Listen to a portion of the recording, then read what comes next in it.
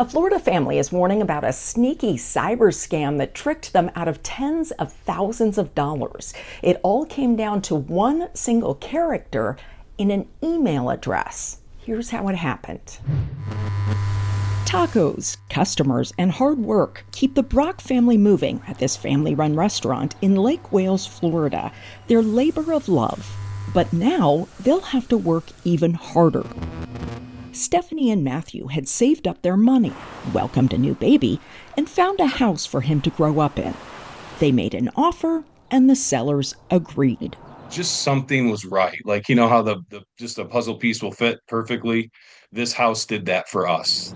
On January 8th, they sent off the down payment, more than $38,000. The next day, they headed out to sign the final documents in person. We're sitting in the parking lot and we get a phone call from the trust company saying that the funds haven't arrived yet. And we're on our way to the signing. We're on our way to closing. We're sitting in the car and Stephanie's like, "What do you mean the funds haven't arrived?" The down payment disappeared. Not into the seller's account, but into the account of thieves impersonating the real estate law firm in a complex email scheme.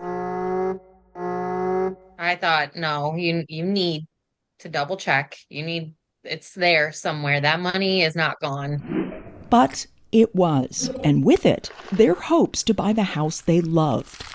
I could literally feel blood draining from my body and just like there were no words. The Brocks started to unravel the trickery to find out how the cyber crooks infiltrated their conversations. Worst drive back home ever, I think. It can start with attackers hacking into your email, cybersecurity experts say. Maybe by tricking you into clicking a link in a fake message, or by guessing your password.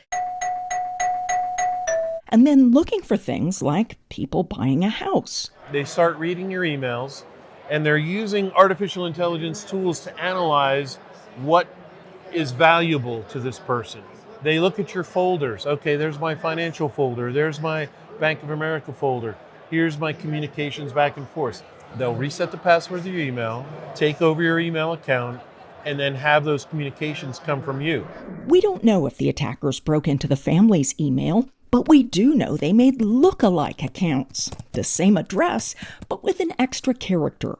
So it was, my email plus one more number. They did the same with Stephanie's father, who was helping with the purchase.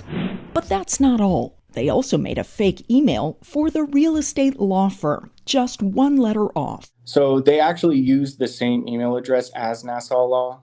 The difference is at the very end of the email, instead of .com, it was .co. So it's very easy to overlook. The scammers wrote back and forth for days. The fake family speaking to the real law firm. The fake law firm speaking to the real family. Arranging the purchase, setting up the scam.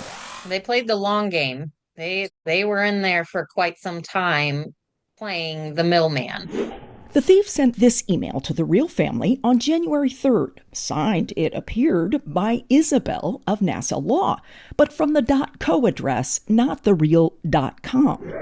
I would like to schedule your signings for next week. Stephanie, are you and your husband available on January 9th to come to our office at 1 p.m.?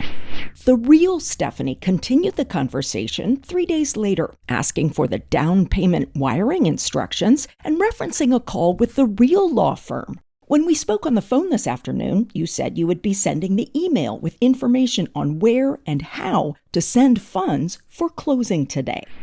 The scammers intercepted the real wiring instructions and made changes to the document, sending it through on January 7th from the isabel@nassalaw.co account. They added in their own bank account number, and they removed the real estate law firm's warning to not trust wiring instructions by email and always call verbally to confirm. Will you be making the wire this morning? The scammers wrote. Please confirm you've received this email. The next day, Stephanie sent off the money to the scammers. This was not stab in the back. This was a clean swipe with a sword. through our hearts and our souls. NASA Law in Orlando says they did a forensic audit and found no trace of an email hack on their end. They say their company provides multiple written disclosures and verbal warnings, advising clients never to rely solely on emailed wire instructions and to always call and verify before sending funds. They say they have clients sign documents agreeing to confirm the wiring instructions first. NASA Law says they deeply sympathize with the victims and have been actively working to stop this kind of fraud, a growing problem nationwide. Let's talk about advice. What advice do you have for someone who may be buying a house? Me personally, slow down. Always confirm. Stephanie says for the first payment, the escrow payment, she did call to confirm. So I did confirm that one, but because I had already done it, I didn't think to go back and do it again. And with the warning on confirming wiring instructions removed, she unknowingly delivered the money to the thieves. There was just a lot going on all at one time, so it was hard to see those little cracks in order to see what was going wrong. Detective Helgerman says cyber crooks often make very subtle changes to email addresses to imitate you or someone you're working with.